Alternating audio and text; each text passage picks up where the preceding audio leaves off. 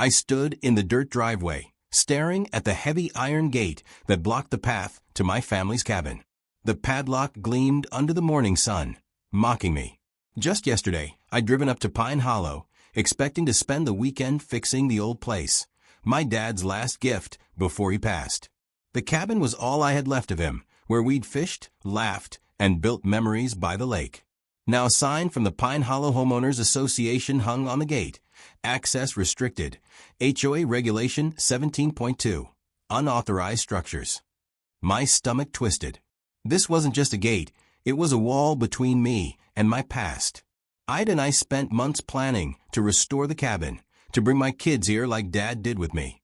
Tears stung my eyes as I thought of them, waiting back home, excited for their first trip. At 35, I wasn't ready to lose this place. I kicked the gate, the clang echoing through the pines. "Who does this?" I muttered, my voice shaking. Neighbors down the road peeked from their porches, their whispers carried by the breeze. They knew who. Everyone did. Karen Mitchell, the HOA president, had made it her mission to control every inch of this community. My phone buzzed, my sister, Emily, checking if I'd arrived. "They locked me out," I texted, my fingers trembling. "HOA. I'm screwed." I looked at the gate again. Dad's faded fishing hat still hanging on the cabin porch in the distance, unreachable. I wasn't just mad, I was broken. But I wasn't giving up. Not yet. I walked back to my truck, the gravel crunching under my boots. The air smelled of pine and betrayal. I'd bought the cabin's plot fair and square, even paid the HOA dues, though I lived in town and only came up on weekends. Last month, Karen had sent a letter claiming the cabin's old dock violated some rule about lakefront aesthetics. I'd ignored it, thinking it was just her usual nonsense, fining people for untrimmed hedges or wrong mailbox colors. But this? Locking my gate? This was war. I drove to the HOA office, a squat building at the edge of Pine Hollow, its pristine lawn screaming Karen's obsession with control. Inside, the air was stale, and a receptionist, Jenny, barely looked up. "Karen's in a meeting," she said, chewing gum. "Leave a message." I leaned on the counter, my voice low but sharp. She locked my cabin gate. "I need to talk to her. Now." Jenny sighed, picking up the phone. "Fine, I'll try." While I waited, I spotted a stack of HOA notices on the counter. One caught my eye. Notice of road maintenance, Pine Hollow Lane. The only road in and out of the community. My community. An idea sparked, dangerous and sharp, but I pushed it down. For now. Karen strode in, her blonde bob perfect, her smile as fake as the flowers on her desk. "Mr. Carter, good to see you," she said, like she hadn't just gutted my weekend. "Your cabin's dock and fencing are non-compliant. We had to restrict access." I clenched my fists. "That cabin's been there 50 years. It's my family's. You can't just lock me out." She didn't blink. "Rules are rules, James. You ignored the notice. We took action." Her voice was ice, and I knew arguing here was pointless. I stormed out, my mind racing. Back at my truck, I called Emily. "They're saying the dock's illegal," I said, pacing. "Karen's got the whole HOA behind her." Emily's voice crackled through the phone. "That's ridiculous. Dad built that dock himself. You've got the deed, right?" I nodded, though she couldn't see. "Yeah, but they don't care. They're threatening fines now." Emily paused. "You remember Uncle Ray? He's got connections at the county office. Call him." I hadn't talked to Ray in years, not since Dad's funeral. He was a quiet guy, always tinkering with maps and property lines. Maybe he could help. I dialed his number, my heart pounding. "Ray, it's James," I said when he picked up. "The HOA locked me out of Dad's cabin. Can you help?" Ray's voice was gruff but warm. "Send me the deed and any HOA letters. I'll look into it." I emailed him everything, then drove to the lake's edge, staring at the cabin across the water. The dock, weathered but sturdy, jutted out like a memory. Karen's rules couldn't erase that. My phone buzzed, a text from my neighbor, Tom. "Saw Karen at your gate yesterday with some guy in a county truck. Be careful." A county truck? That didn't add up. The HOA didn't have that kind of pull. Or did they? I felt a chill Not from the lake breeze, but from something darker. Karen wasn't just playing gatekeeper. She was hiding something. I met Tom at his place, a small house down Pine Hollow Lane. He was in his 60s, a retired mechanic with a knack for knowing everyone's business. "Karen's been sniffing around your property for weeks," he said, handing me a coffee. "Said your cabin lowers property values." I scoffed. "It's one of the oldest places here. She's just power hungry." Tom leaned in, his voice low. "That guy with her? Looked like a surveyor. They were measuring your land." My blood ran cold. A surveyor? Were they trying to take the cabin entirely? I thanked Tom and headed home, my mind spinning. That night I couldn't sleep. My kids' drawings of the cabin, stick figures fishing with me, sat on my desk. I wasn't losing this place. By morning, Ray called back. "James, your deed's solid, but the HOA's claiming an easement on your access path. They're saying it's community property." I gripped the phone. "That's my land. Dad bought it outright." Ray's tone hardened. "I'm digging deeper. Meet me at the county office tomorrow." I agreed, but the unease grew. Karen wasn't just locking me out. She was trying to erase my claim. I looked at the HOA notice about Pine Hollow Lane again. That road was my leverage. If they wanted to play dirty, I'd play smarter. I drove to the county office the next morning, my knuckles white on the steering wheel. The Pine Hollow cabin wasn't just wood and nails. It was Dad teaching me to cast a line, his laugh echoing over the lake. Now Karen and her HOA were trying to steal it. Ray met me outside the office, his gray hair messy from the wind.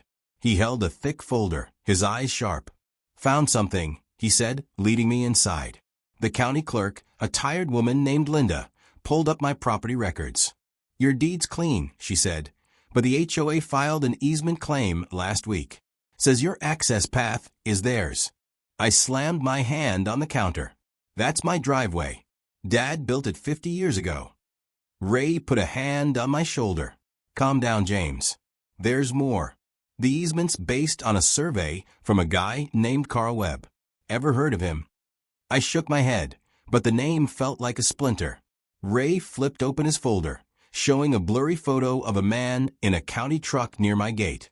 "That's Carl," he said. "Works for the county, but he's Karen's cousin." My jaw dropped. "Her cousin? She's rigging this." Ray nodded. "Looks like it. But here's the kicker. Pine Hollow Lane, the only road into the community, crosses a corner of your land. Dad never told anyone, but it's in the deed." My heart raced. I own part of their road? This was my weapon. Back home, I sat at my kitchen table, staring at Dad's old maps of Pine Hollow. My kids, Lily and Max, ran in, holding their fishing drawings. "When can we go to the cabin, Daddy?" Lily asked, her eyes big. I forced a smile. "Soon, sweetheart. I promise." Their excitement burned in my chest. I couldn't let them down. I called Emily, my voice low, so the kids wouldn't hear. "Karen's cousin faked the easement," I said. "And get this, I own part of the community road." Emily gasped. "You could block it, James. Shut them all out." I hesitated. It felt extreme, but Karen had crossed a line. "I'm meeting the HOA board tomorrow," I said. "If they don't back off, I'll use it." Emily laughed, a sharp edge to it. "Give em hell." That night, I dug through Dad's old files, finding a yellowed survey from 1973. It confirmed Ray's claim. A sliver of Pine Hollow Lane ran through my property. I could legally gate it. The thought made me dizzy. Karen thought she controlled access, but I held the real power. My phone buzzed. A text from an unknown number. "Stop fighting the HOA or you'll regret it."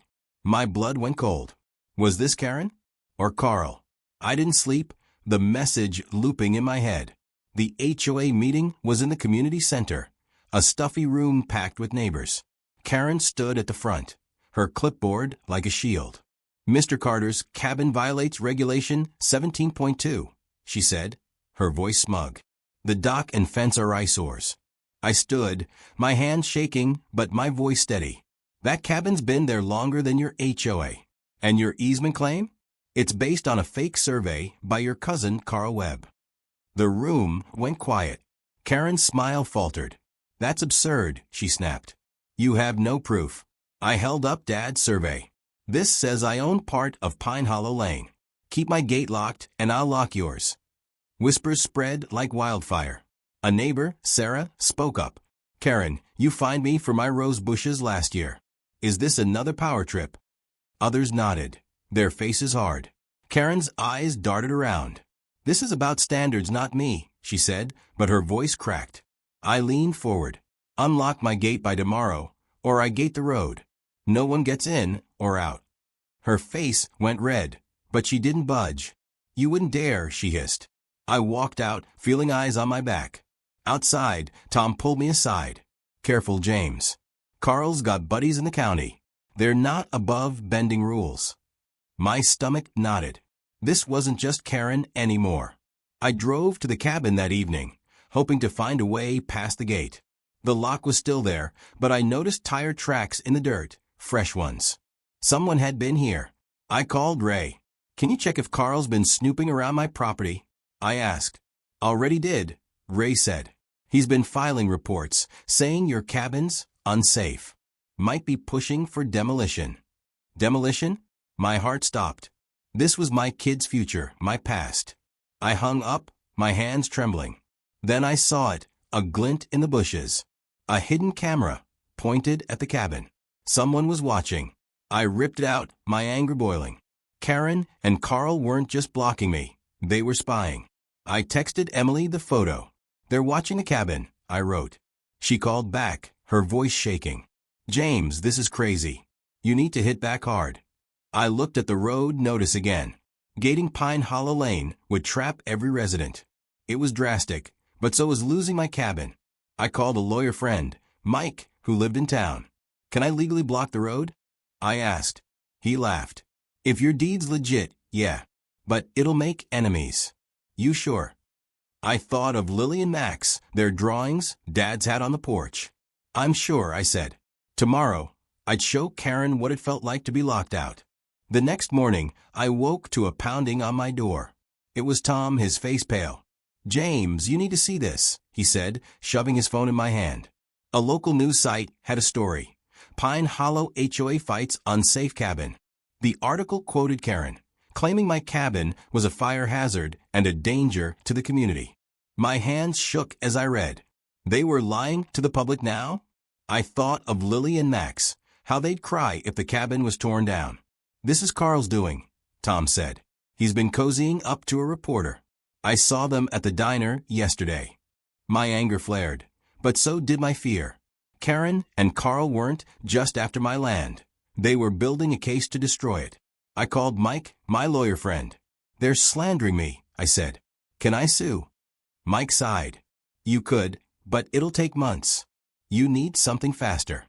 I looked at Dad's survey on my table, the one proving I own part of Pine Hollow Lane.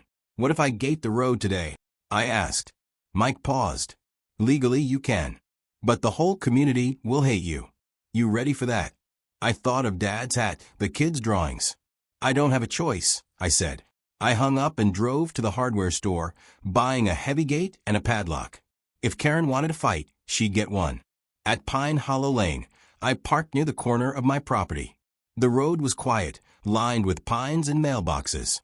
I started setting up the gate, my hands sweaty.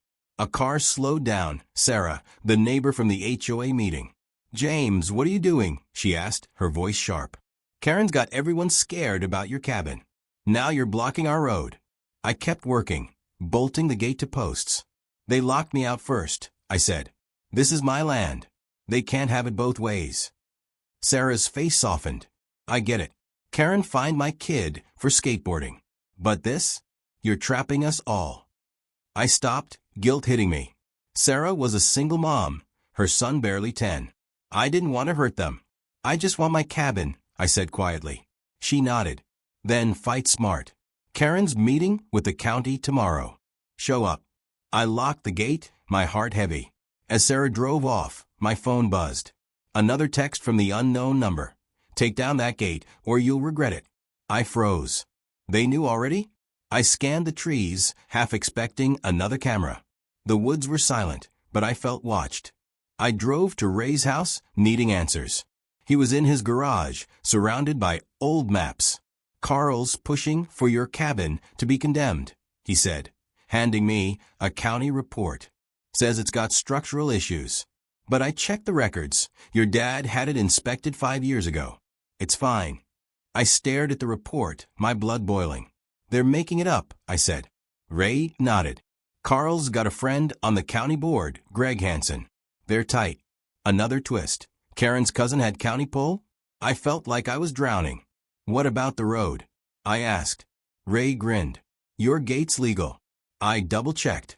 But Karen's already calling an emergency HOA meeting tonight. She's rallying the neighbors against you. I clenched my fists. Let her try. I'm going to that county meeting tomorrow. Ray hesitated. James, there's something else. Karen's been buying up lakefront lots. Your cabin's the last one she doesn't control. My jaw dropped. This wasn't just about rules, it was personal. Karen wanted my land for herself. That night, the HOA meeting was chaos. The community center was packed, neighbors shouting over each other. Karen stood at the podium, her voice loud. James Carter's gate is holding our community hostage, she said. He's endangering us all. I pushed through the crowd. You locked my cabin first. I shouted. You and Carl faked a survey to steal my land. The room erupted. A man, John, stood up. Karen, you fined me for my porch light. Now you're after James's cabin? What's next? Karen's face went pale. This isn't about me, she said. It's about safety. But the crowd wasn't buying it. Sarah spoke up. James, unlock the road. We'll help you fight her. I looked at the faces, angry, tired, but on my side. My throat tightened. These weren't just neighbors. They were people with their own battles against Karen. I'll unlock it, I said. But only if my cabin's gate comes down too. Karen's eyes narrowed.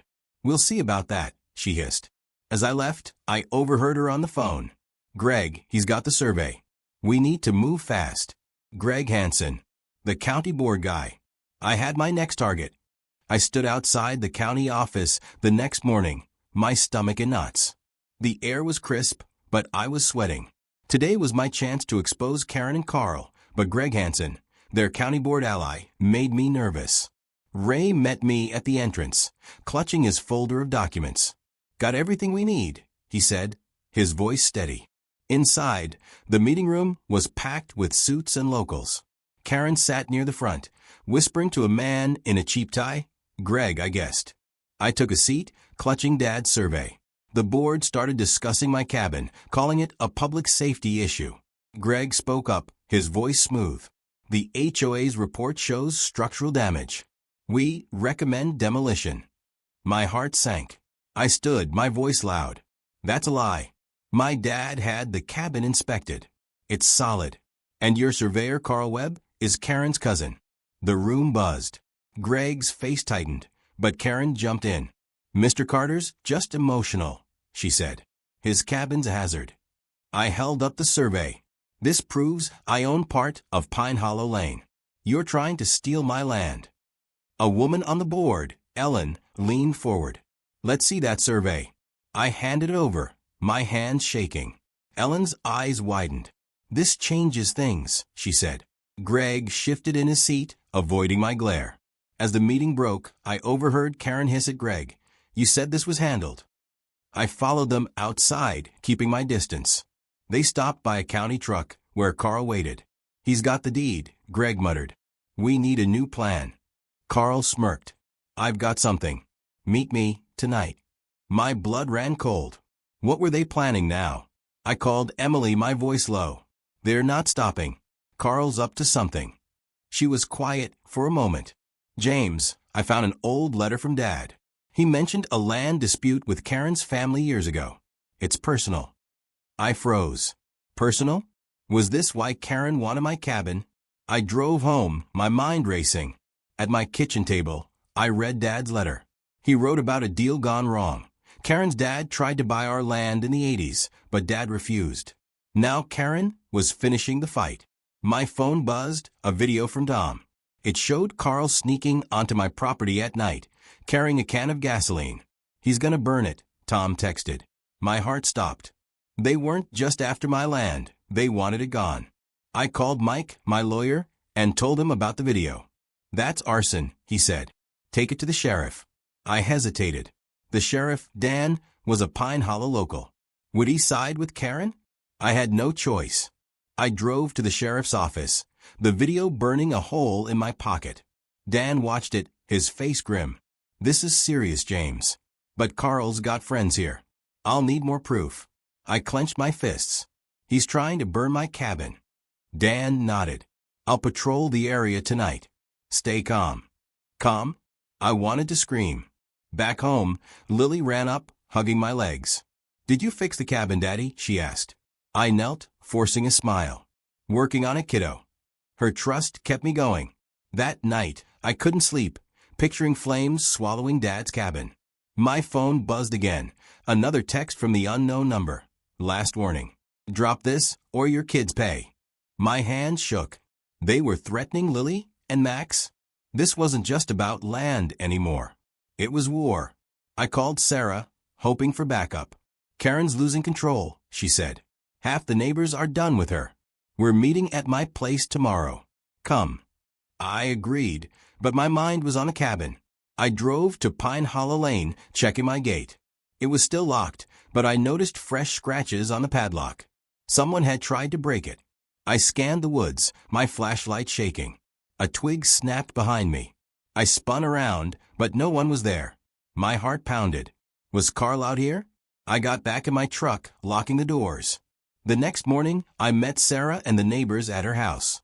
John was there, along with 5 others, all fed up with the HOA. "Karen fined my dog for barking," John said. "Now she's after your cabin. We're with you." Sarah handed me a stack of papers. We found HOA records. Karen's been skimming dues for years. My jaw dropped. Another twist. She was a thief too? I looked at the group, their faces tired but determined. "We take this to the county," I said. "And we stop Carl before he burns my cabin." Sarah nodded. "We've got your back." For the first time, I felt hope. But as I left, I saw Carl's truck parked across the street, watching. He knew we were coming for him. I sat in my truck outside Sarah's house, gripping the HOA record she'd given me. Pages showed years of Karen skimming dues, thousands of dollars for landscaping that never happened. My hands shook with anger, but also fear. Carl's truck was still parked across the street, its engine idling. Was he watching me? I texted Tom, Carl's here. "Keep an eye out." He replied fast. He just left. "Headed toward your cabin." My heart raced. If Carl was planning arson, I had to catch him. I called Sheriff Dan Carl's at my cabin. I said, my voice tight. "I've got video of him with gasoline." Dan sighed. "I'm on patrol, James. I'll check it out, but don't do anything stupid." I hung up, my mind spinning. Stupid? My kid's future was at stake. I drove to Pine Hollow, the road dark under the pines. At the cabin gate, I saw Carl's truck parked nearby, but he was gone. The lock on my gate was cut, lying in the dirt. My stomach dropped. He was inside. I grabbed a flashlight and climbed the gate, my boots slipping on the metal. The cabin loomed in the moonlight, Dad's fishing hat still on the porch. I crept closer, hearing a faint splash from the dock. Carl was there, pouring something from a can. Gasoline. The smell hit me, sharp and sour. "Stop," I shouted, my voice echoing. Carl spun around, his face pale but smirking. "You're too late, Carter," he said, tossing the can into the lake. "This place is done." I lunged, but he dodged, running toward his truck. I chased him, my flashlight bouncing, but he sped off, tires spitting gravel. I stood there, panting, the gasoline stench choking me. I called Dan again. Carl was here, pouring gasoline. I said, "You've got the video, right?" Dan's voice was tense. "Yeah, but he's claiming you planted it. Greg's backing him." Greg Hansen again. I felt trapped, like the pines were closing in. Then I heard it, a faint crackle from a cabin. Smoke curled from the porch. Fire. I ran to the cabin, my heart pounding. Flames licked the porch, small but growing. I grabbed a bucket from the dock, scooping lake water, and doused the fire. My hands burned, but I kept going until the flames died. The porch was scorched, but the cabin stood. I sank to my knees, shaking. My phone buzzed. Emily. James, you okay? She asked. I could barely speak. Carl tried to burn it. I stopped him, but barely. She gasped. You need to end this. I found something else. Karen's been meeting with a developer. They want your land for condos. Condos? The twist hit like a punch. This wasn't just personal, it was greed. Karen and Carl wanted my cabin gone to cash in. I texted Sarah. Carl tried to burn the cabin. Karen's after condos. She replied, meet us at the community center tomorrow. We're exposing her. The next morning, I walked into the community center with Sarah, John, and 10 other neighbors. The room was tense, Karen at the front, her smile gone. Sarah held up the HOA records. Karen's been stealing our dues, she said, her voice loud. And she's working with a developer to take James's land. The crowd gasped. Karen stood, her face red. Lies, she shouted. You're all jealous. But John tossed out photos. Karen meeting a suited man at a diner. That's the developer, he said. The room erupted. A woman, Lisa, stood. You find my garden, Karen. Now this? You're done. I stepped forward, holding the scorched wood from my porch. Carl tried to burn my cabin, I said. And Karen's cousin, Greg Hansen, is covering for him. Karen's eyes widened. Greg's not my cousin, she snapped. I froze. Not her cousin?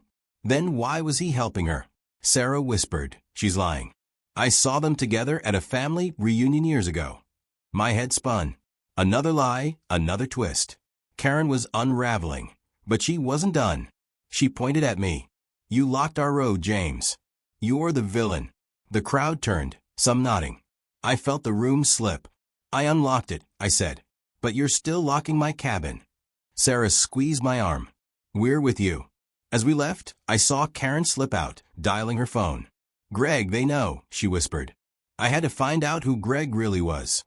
I sat in my truck outside the community center, my hands trembling from the confrontation.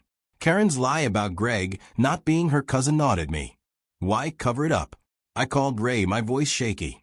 Karen says Greg Hansen's not her cousin, but Sarah saw them together at a family reunion. What's going on? Ray paused, papers rustling. I dug deeper, he said. Greg's her brother-in-law. Married her sister, Linda, years ago. They kept it quiet to avoid conflict of interest. My jaw dropped. Brother-in-law? That explained Greg's loyalty. They're a family racket, I said. Ray grunted. Yeah, and Linda works at the county clerk's office. She's the one who filed your easement claim. My head spun. The whole system was rigged. Karen, Carl, Greg, Linda.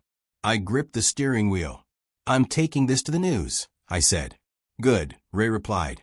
But watch your back. They're desperate. I hung up, picturing Lily and Max's faces. I had to protect their cabin, no matter what. I drove to the local news station, clutching the HOA records and Carl's arson video. A reporter, Anna, met me in the lobby. You the guy fighting the Pine Hollow HOA? She asked, her eyes sharp. I nodded. They locked me out of my family's cabin and tried to burn it. Karen Mitchell's stealing dues and working with a developer to take my land. Anna leaned forward. That's big. Got proof. I handed her the records and showed the video. Her eyes widened. This is gold. Can we film you at the cabin tomorrow? I agreed, but my stomach twisted. Going public would make enemies. Back home, Emily called. You're really doing this? She asked.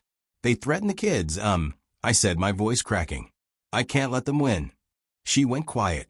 Dad would be proud, James. But be careful. I looked at Lily and Max sleeping in their room, their fishing drawings taped to the wall.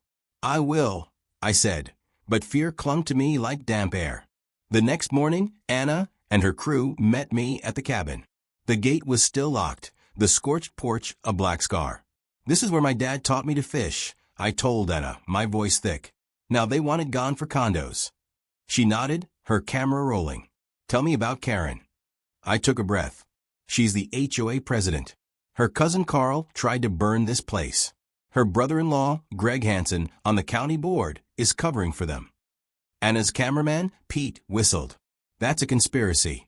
As we filmed, a truck pulled up Karen. She stormed over, her face red. You're slandering me, she shouted. I held up the scorched wood. Your cousin did this, Karen.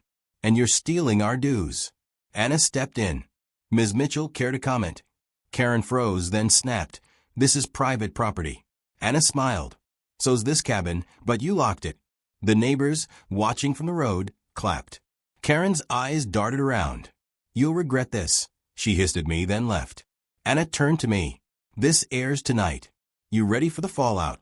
I nodded, but my heart pounded. That evening, I watched the news with Sarah and Tom at her place. The story hit hard. Anna exposed Karen's theft, Carl's arson, and Greg's conflict of interest. My phone buzzed nonstop, neighbors texting support, others cursing me for stirring trouble. Sarah hugged me. You did good, James. But Karen's not done. Tom nodded. I heard she's meeting Greg and Carl tonight at the HOA office. My blood ran cold. What for? I asked. Tom shrugged. Dunno, but it's big. I saw blueprints in Carl's truck yesterday. Blueprints? For condos? I called Mike. They're planning something, I said. Can we stop them legally? Mike sighed. With the news out, the county's under pressure. Get those blueprints. We'll file an injunction. I looked at Sarah. You up for a stakeout? She grinned. Let's catch them. We drove to the HOA office, parking in the shadows. Carl's truck was there, lights on inside. I crept closer, hearing voices. If we push the condo deal now, we're set, Carl said. Karen replied, but James's story's out. Greg, can you fix this? Greg's voice was low. I'll bury the survey. No one know. My heart raced. They were still fighting dirty. Then I saw it, a figure outside, tampering with my truck. It wasn't Carl or Greg. It was Linda, Karen's sister, holding a knife. I froze, watching Linda slash my truck's tire, her knife glinting in the moonlight. My heart pounded as I ducked behind a tree, whispering to Sarah, that's Karen's sister. Sarah's eyes widened. What's she doing? She hissed.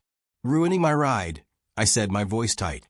Inside the HOA office, Karen's voice carried through the window. Linda, hurry up, she snapped. Linda looked up, tucking the knife away, and ran inside. I crept back to Sarah. They're all in this, I said. We need those blueprints. Sarah nodded, her face pale. Let's wait till they leave. We hid in the shadows, my mind racing. This wasn't just about my cabin anymore. Karen's family was out for blood. My phone buzzed. Mike. News stories viral, he said. County's investigating Greg. You got the blueprints. I whispered, working on it. He sighed. Hurry, James. They're cornered. I thought of Lily and Max, asleep at home. I had to end this for them. The office lights flicked off, and Karen, Carl, Greg, and Linda stepped out arguing. You said the news wouldn't air. Carl yelled at Greg. Greg snapped back. I didn't know he'd go public. Karen cut in. Enough. Linda, you filed the new claim, right? Linda nodded. It's done. His cabin's condemned. My stomach dropped. Condemned? I grabbed Sarah's arm. They're faking more papers, I whispered. She clenched her fists. We're stopping them. As they drove off, we slipped into the office through an unlocked window. The blueprints were on a desk, condo plans, my cabin marked demolish. I stuffed them in my jacket, but Sarah gasped, pointing to a photo on the wall. Karen, Linda, and Greg at a lakefront, smiling. They're family, all right, she said. My anger flared. They're stealing my kid's future, I said, my voice breaking. Sarah touched my shoulder. We'll fix this, James. For your dad, too. Back at Sarah's, we called Anna. We got blueprints, I said. They're planning condos and fate to condemnation. Anna's voice lit up. Bring them tomorrow. We'll air it. I hung up, but Sarah looked worried. Karen knows we were there, she said. I saw her car circle back. My phone buzzed, a text from Emily. Sheriff Dan's at the cabin. Says it's urgent. I raced to Pine Hollow, finding Dan by the gate. Found another camera, he said, holding a smashed device. Carl's been watching you. I clenched my jaw. He tried to burn my cabin, Dan. Arrest him. Dan shook his head. Need more evidence. But I'm on your side. I looked at the cabin. Dad's hat's still there. I'm running out of time, I said. Dan nodded. Get those blueprints public. It'll break them. As he left, I heard tires screech. Carl's truck sped by, Karen in the passenger seat. They were coming for me. I stood by the cabin gate, my breath shallow as Carl's truck vanished into the night. Karen and her family were closing in, but I had the blueprints. I drove to Anna's news station, my slash tire thumping. At the studio, Anna met me, her eyes wide. "You look like hell, James," she said. I handed her the blueprints. "They're faking a condemnation for condos," I said. "Karen's sister Linda's in on it." Anna scanned the plans, nodding. "This airs today. You ready to face them?" I thought of Lily and Max, their drawings of a cabin. "Yeah," I said, my voice firm. "For my kids." Anna squeezed my arm. "You're not alone." Back home, Sarah called. "Neighbors are rallying," she said. "We're meeting at the county office. Bring the scorched wood." I grabbed it, my hand shaking. "Karen's done," I said. Sarah laughed softly. "She's scared, James." "You've got her."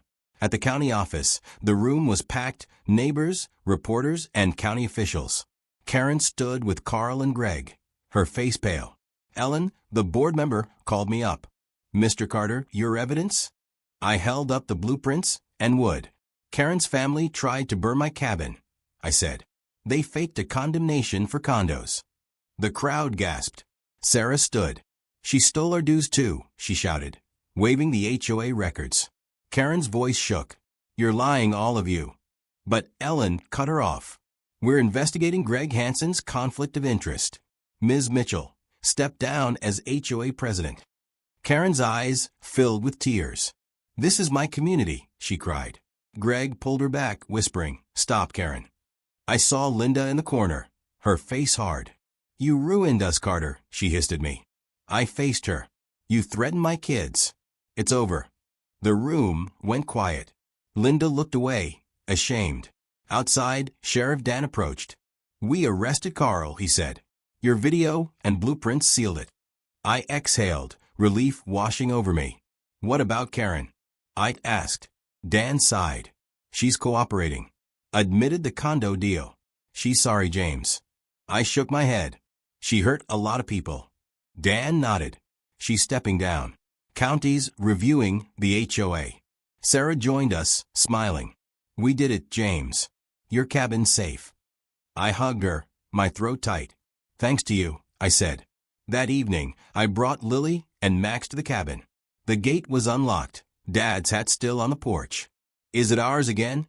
Max asked. I knelt, hugging them. "Forever," I said. Karen drove up, alone. "James," she said, her voice soft. "I was wrong. My dad lost everything fighting for this lake. I thought I was fixing it. I saw her pain, like mine for Dad. You went too far," I said. "But you can change." She nodded, tears falling. "I'll try." As she left, I felt lighter. Fighting for what's right matters, but so does forgiveness.